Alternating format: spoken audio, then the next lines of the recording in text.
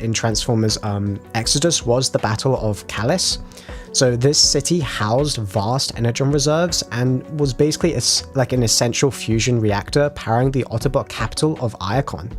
Okay, so Optimus Prime and Megatron each threw their best armies at Kalis, fully aware that whoever held it would fuel the war effort, while the enemy like basically spurted out. It basically cannibalized whatever side got it, right? So in a rare turn, the Autobots triumphed, right? So their first major victory took place, partially by exploiting Decepticon like weaknesses and Starscream's absence in like the air.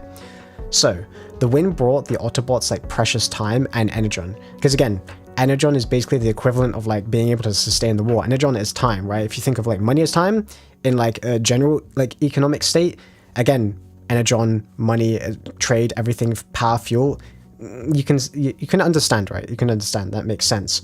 So with that being said, this war bought the Autobots precious time, right? Proving that basically energon-rich territories was worth like any cost in battle, right? Because again, it's all good having like major cities and that, but if you can't power them, if you can't like sustain your army, what's the point?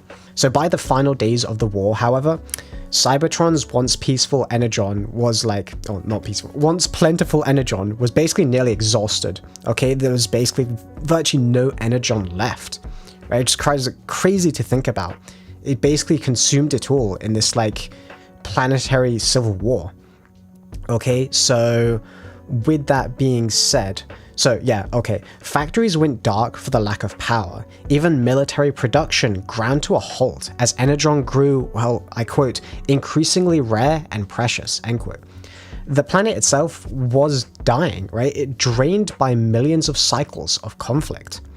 We see this like desperation primarily in Fall of Cybertron, right? So where the Autobots' last hope is the Ark, a massive ship to evacuate their people.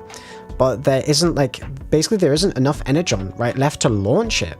They made it, but there's just not enough to power it. So in the game's opening, Optimus scrambles to defend the last drop of energon loading into the Ark's tanks.